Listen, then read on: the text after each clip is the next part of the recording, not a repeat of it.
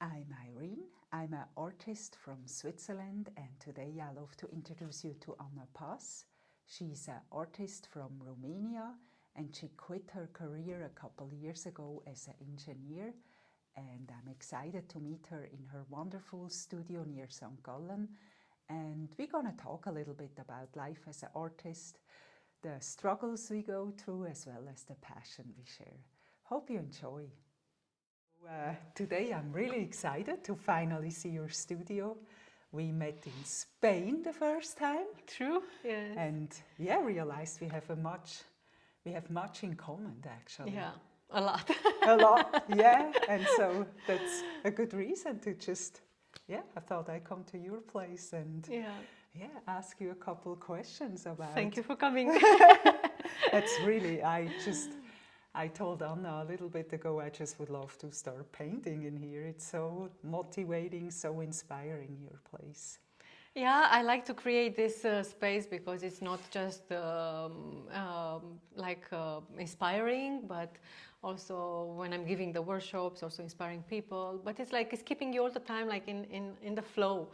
It's like sometimes even if I don't paint, I pass through the workshop and I'm like, oh, actually I want to paint now. It's you know. I have that very often too when I give a course that I feel like, oh, I need to go home and paint. You get inspired from the people. Yeah, Everybody totally. brings something new and So when do you start?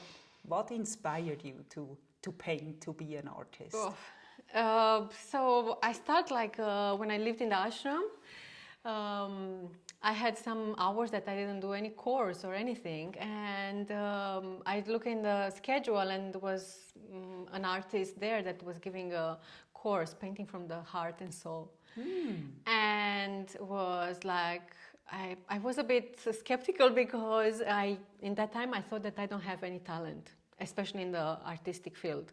I was coming from the technical engineering field, and I was like, I'm not connected with this, but I was like, okay, let's try this because I don't have anything to do.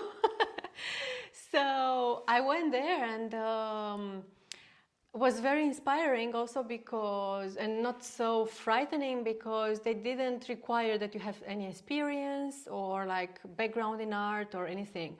So I just put all my love for colors that I always had, I put on that pages, and I realized I cannot stop painting.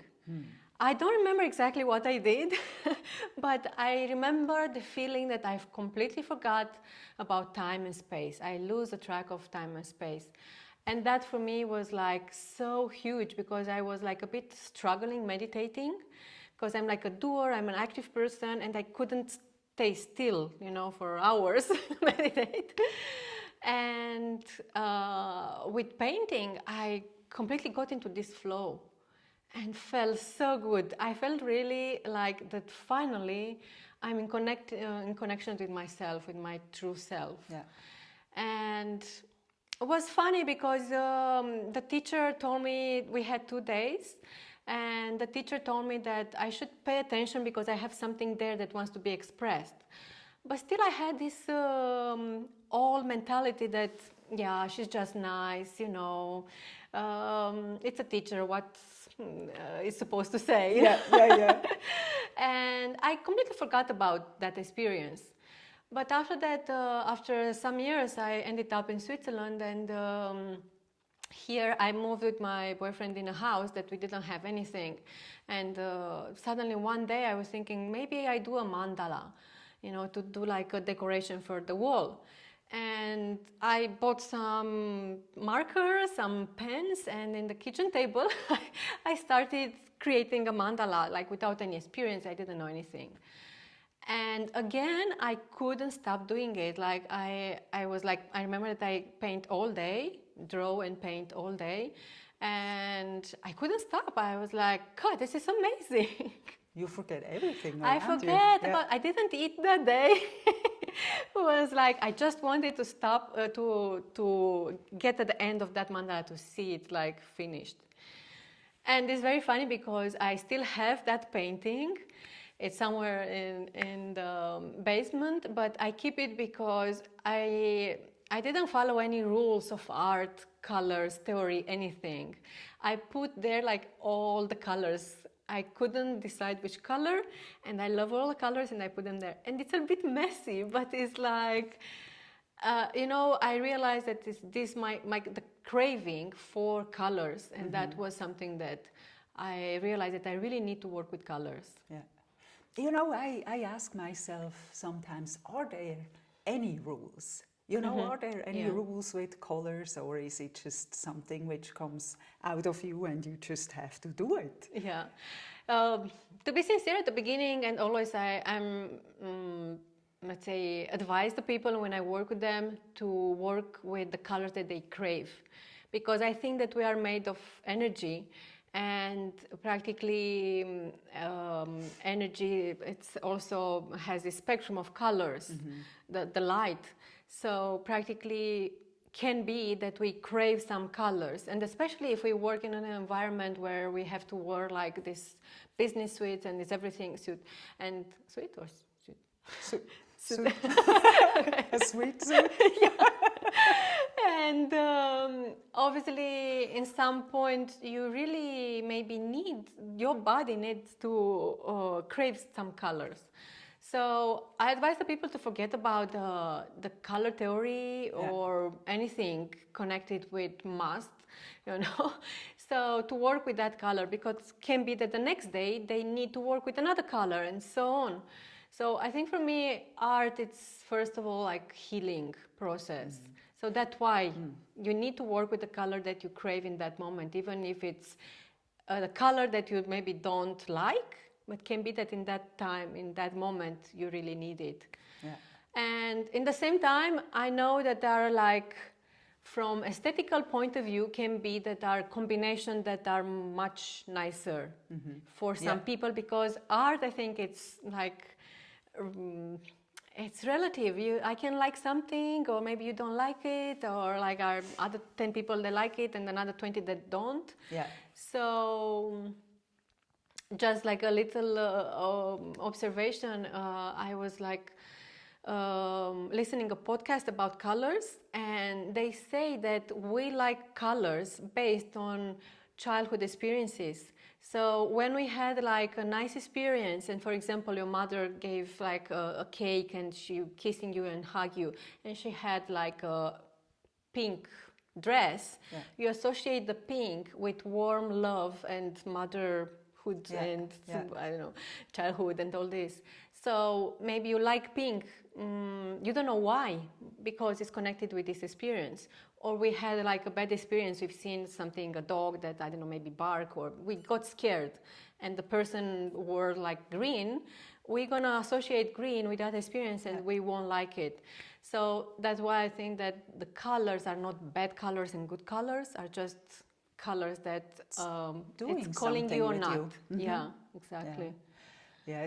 So you already talk about something I wanted to ask, but for myself, painting and being creative is usually like a self-therapy. Exactly. I cannot say I make therapy with people, but I definitely do it with myself while I'm painting. Do you had any personal experience or experience in your courses where you say, wow, this process is actually really healing? I think any kind of art, actually, it's a healing process. I mean, it's painting or dancing or making poetry or ceramic, because first of all, I think it's taking you out from the daily chores and problems, and it's making you focus on a project that you have and you know that you are able to do it, or it's like you love doing something new. You work with the hands and they say that practically working with the hands, it's somehow connected with the brain, and it's like chilling you out, and it's giving you like a well-being.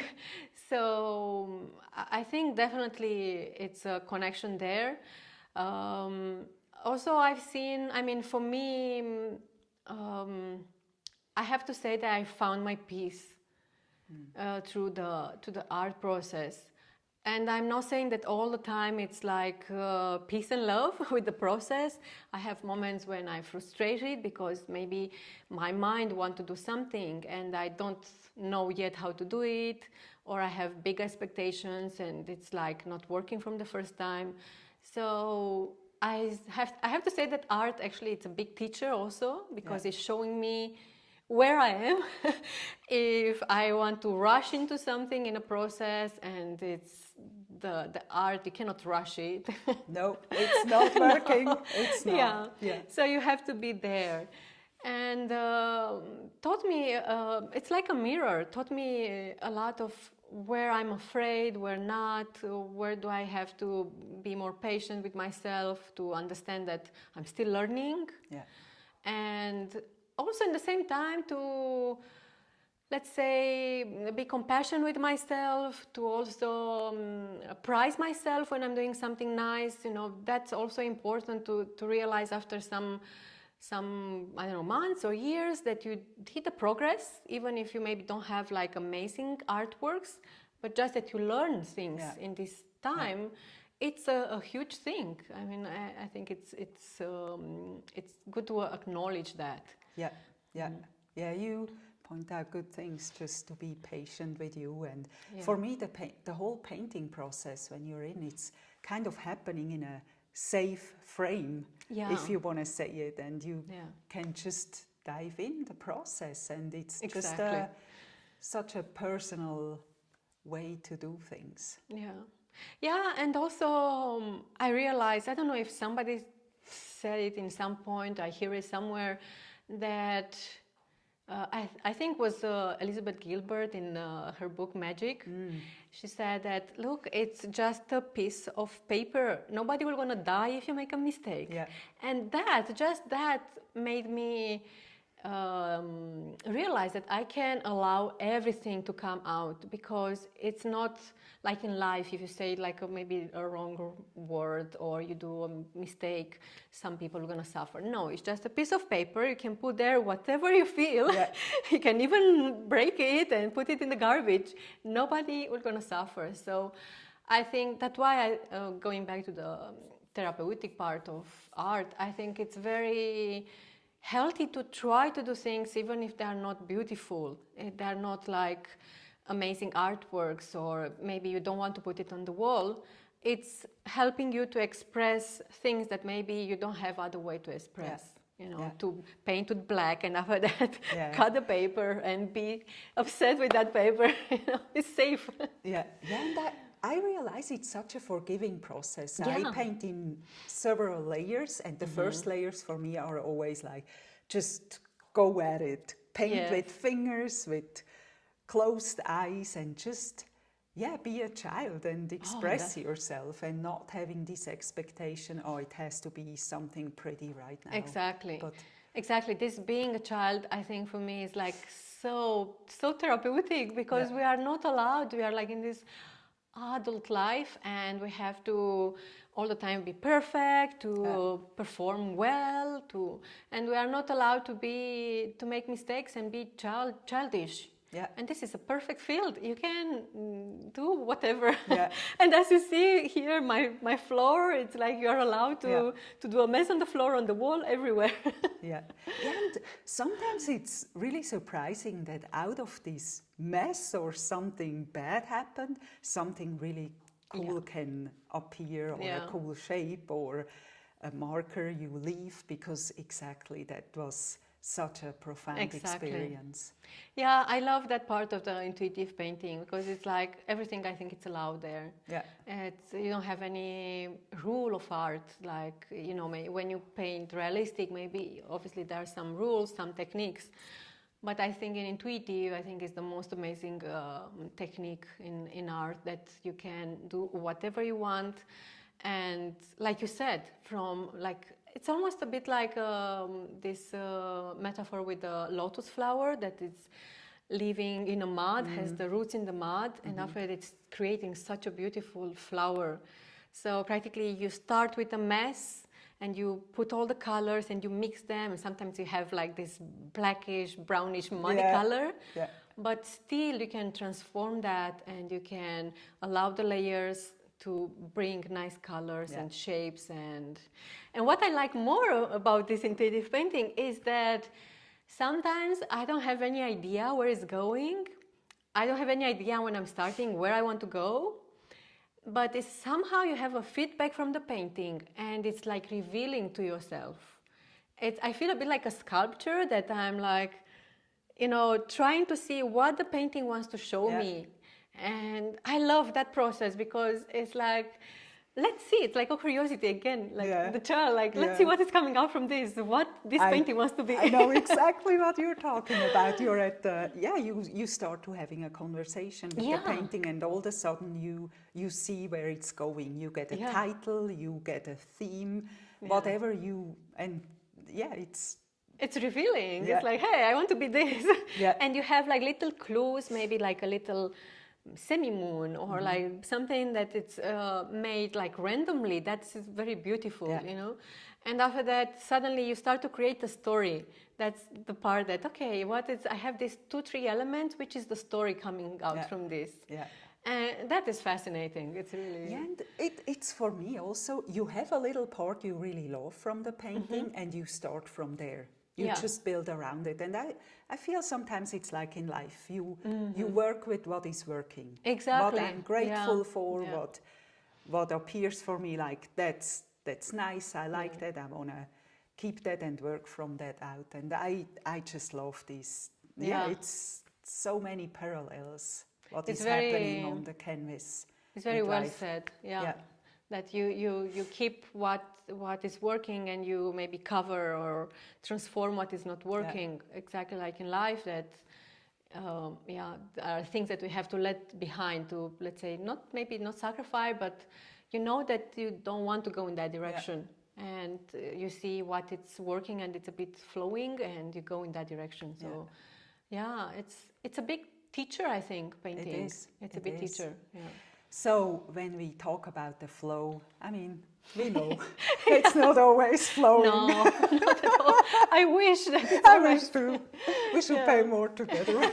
Exactly. No, but what are you doing when it's not going, you have an empty canvas, or you stuck in a painting? Do you have rituals, or do you have things which helping you during that? I have like flowing time. some things, not always the same.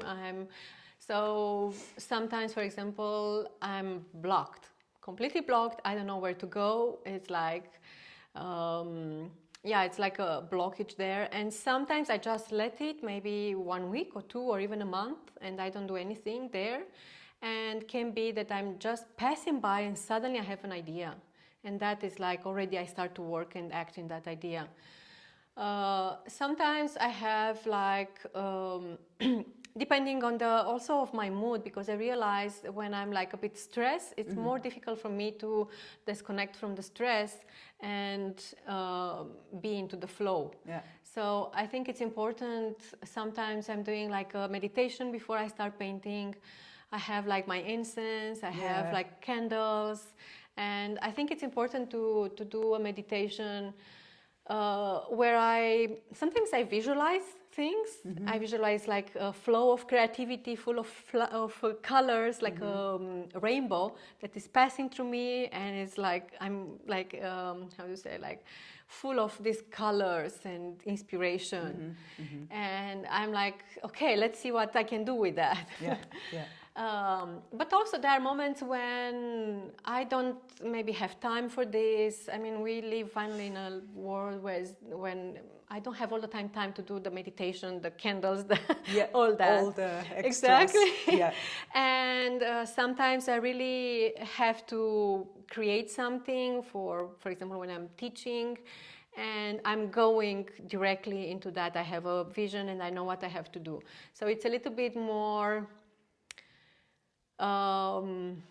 I put more thought on that. It's not so intuitive, which also is nice, because once you start, that's the trick. Once you start, the flow starts to come to you. So it's like I don't have always inspiration. Sometimes it's not coming anything, but just starting to play with the colors and like maybe with stencils, with some marks, something is doing the click, and you start to disconnect from the world because you start to see things that are interesting, and the flow is coming on the way. on like Yeah. by doing it. Yeah. Yeah, that's the way. So I don't think it's a secret or a No. special trick, Yeah. but Yeah. yeah, you have to see what is working and what not, depending on the time you have, the mood you have. Yeah. It's different all the time. Yeah, I understand. Absolutely. It's the same yeah. probably, no? I use also like color pencils a lot to go into Okay. details in my painting, and when I'm not in the mood, I just start to shading stuff or Oh, connecting okay. stuff, and all of a sudden I'm back in the flow. Yeah, that's interesting. That works for me. Yeah, I never try. Look, it's a Yeah, nice thing to no, try. or I have, like you said, I have certain shapes I do. Make always these stars in my painting, or Yeah. these little flowers. Yeah. And for me, when I don't know what to do next, I start to work on those, and all of a sudden it starts To make flowing Yeah, again. exactly. Yeah, but I'm yeah, everybody has his little secrets. Yeah, obviously, and sometimes are changing or like are, I don't know, this meditation is just maybe just 5 minutes really to breathe and to be here in the studio, because maybe I'm coming from shopping or doing stuff like very left brain, organization. So I just need to be here, arrive here, 5 minutes of breathing, and that's it. Yeah. So, yeah. Yeah, and I realize too, it's sometimes really helpful for me not to spend too much time on social media on days where I say, okay, today it's painting time, and I'm excited about, then I'm not available, I'm not doing anything, and that helps me. Sometimes it's difficult to do that. I know. We talked about it. Your mom probably not understands why you're not answering the phone, or you have to let them know that. But yeah, I think that's kind of an artist thing. That's just what's happening. I think it's also, besides that you lose yourself into social media, I think also it's a bit a danger that you start to check all these art accounts, because I have just art accounts, and you start to compare. And I think this is killing your... You cannot not. I know, it's just... exactly. That's the thing, that the more I stay in this, and I love actually, because also you can have a lot of inspiration from other artists, that we cannot negate that we inspire from each other. But in the same time, it's very good to know when to stop and to not allow these thoughts of like, oh, it's like, well, look what she's doing. Look, she has success, I don't have, or I have less, or I should have more, or I should do what she's doing maybe, or like, is this selling or is not? Yeah. This is killing the creativity. Yeah. And is making you miserable inside. Yeah. So yeah, it's a struggle there to find the balance. Yeah, to really just see it as, wow, look what those people do, and try to take the inspirational part instead of, oh, she's doing that, or he's, But it's human. It's human. Yeah. It's human. We learn in some point, it's like, when it's too much and you stop, and it's a process. I think we have to be very compassionate with ourselves also, that we are not perfect, and it's okay. It's okay. And it's going into my next kind of question. What are you doing with critic? I mean, critic about being an artist or about your art. Where do you find your artistic voice to say, hey, that's what I'm doing, that's me, that's my authentic me? And that's a bit difficult, because also there are like two types of critics. It's the inner critic and the outer one. So obviously I have to say that the worst, it's the inner one for me. The outer one, somehow I don't pay too much attention, because I try to disconnect myself. I know that everybody likes different kind of art, and myself also, I don't like all type of arts. I have preferences. I love your art, but are the artists that I don't like too much their art. It's not that it's bad, it's just that it's not my style. yeah. So what I have to deal with is my inner critic, where also coming from this engineering background, I have the tendency for perfection, like everything to fit. Yes. And I had to struggle with that. I mean, I'm still struggling sometimes, and I have moments when I see, for example, things that in some point are like too perfect. I think that are made like by a machine when I'm doing like mandalas and I'm trying to do some little mistakes or to not do it so perfectly. Yeah. So that's in a way my view, you know, to try to balance, because sometimes I'm going in a direction, sometimes I'm going in the other direction, and to try to be somewhere in the middle. Yeah. And I think that you never can get rid of this voice. Yes. It's there inside and will never disappear. Probably it's the voice of our society or our parents, or I don't know, somebody that we school, for example. Yeah. So my idea is to just be aware of the voice and try to live with it. Like, okay, I know that it's not perfect. I know that I'm learning still, but still I can paint. Still I can go on with this, even if I'm not perfect. And also sometimes I'm ask myself, actually, Anna, what is perfection? What is for you perfection? Where do you want to get with this thing? So, and I realized that I don't know the answer.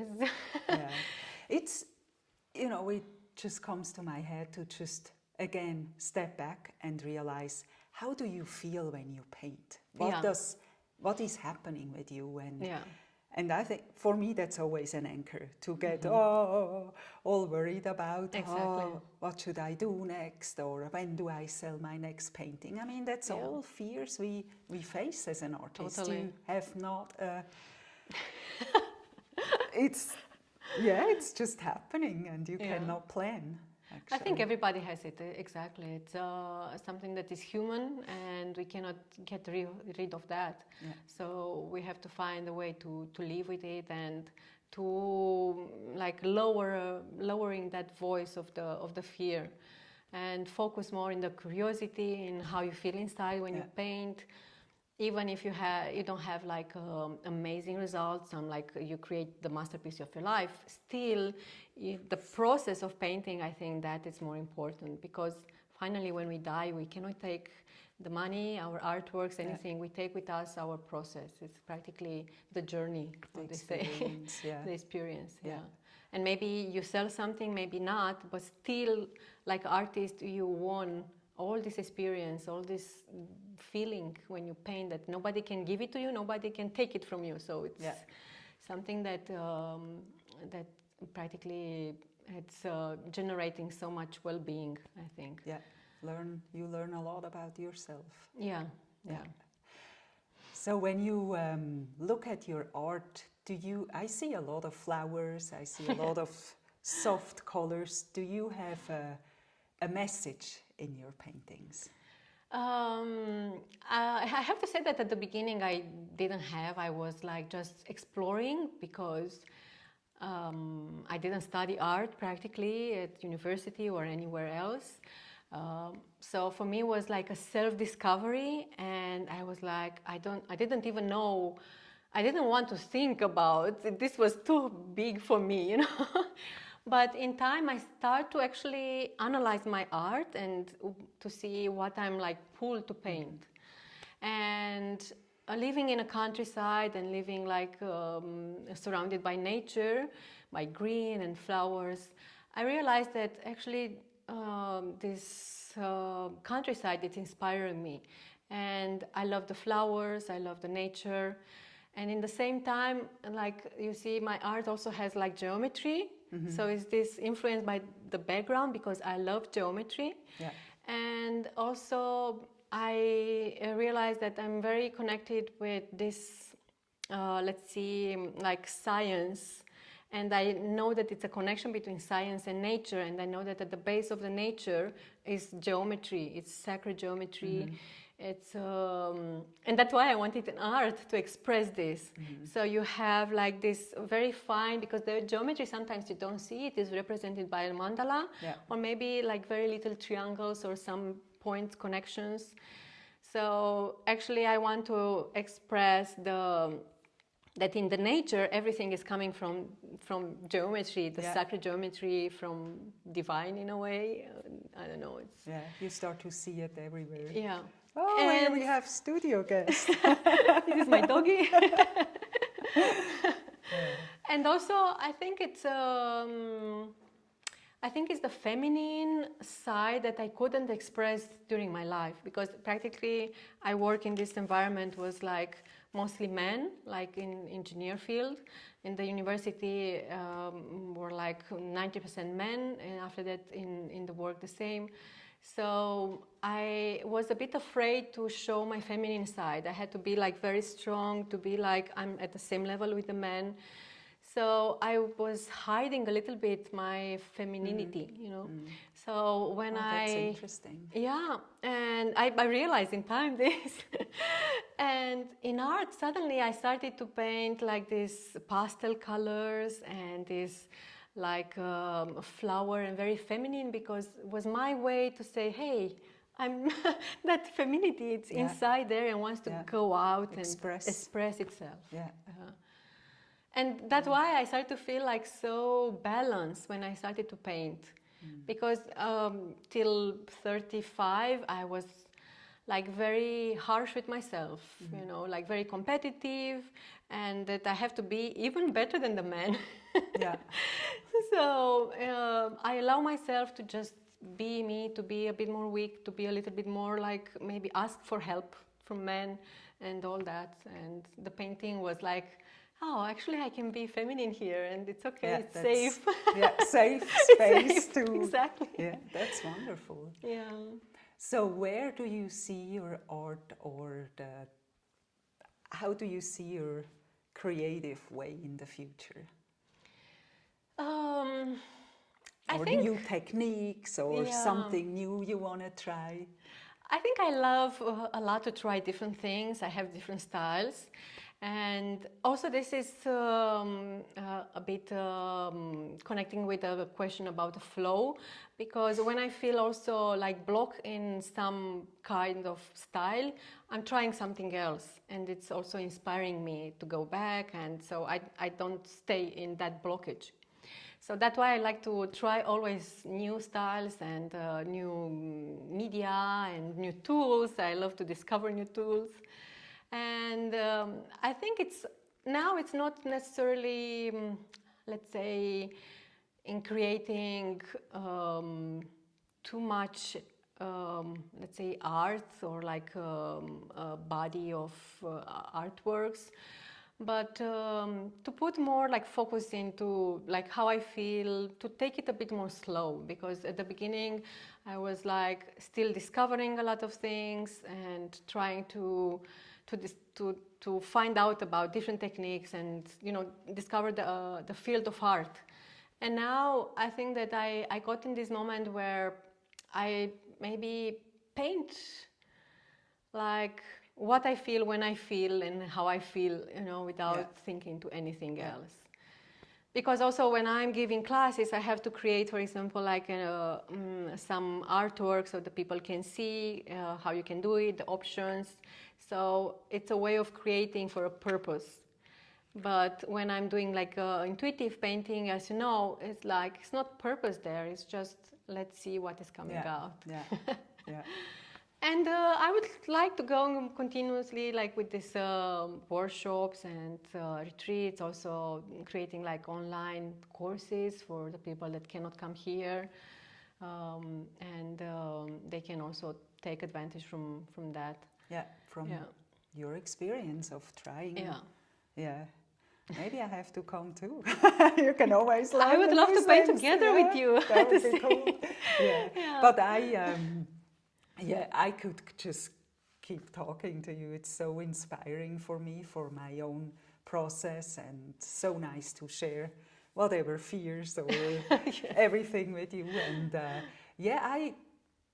I hope we can continue that and just do it other time, because I have a million topics I would love to talk with you. I have also some questions, so next time maybe I ask also some questions. No, but I love to actually take that in life, about taking it a little bit smoother, see whatever life brings, you know. Yeah. It's like the same with the painting process, and just... Exactly.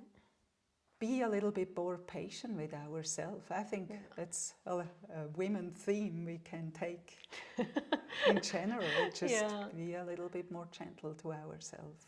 Yeah, I think everybody, because there's so much pressure from the society it's so much competition, and I think this is a field where actually we shouldn't compete because it's the expression of the self. Yeah. And I think also that diversity, it's more important than, that performance. Yeah. I love the diversity in art, and how to express, and how I express is different and anybody else. Yeah. And it's so beautiful to see that expression. I think that is the focus that we should have. Yeah, so true. Just allow ourselves to express whatever is coming and observe along the years, because how I express myself at the beginning, it's a bit different than I express myself now. Yeah. So it's interesting Interesting process. I want to see your mandala. Yes, I'm going to show it to you. Crazy one. Yes, definitely. Hey, thank you so much, Anna. Thank you so much. It's a pleasure. Yeah, really, with everything being here and having us as guests. Thank you so much. You are very welcome to come back anytime you want. And I wish you all the best. I see you have thank you. a lot you're working on, and thank you so much. Always something on the wall. Yeah. Thank you so much. Thank you.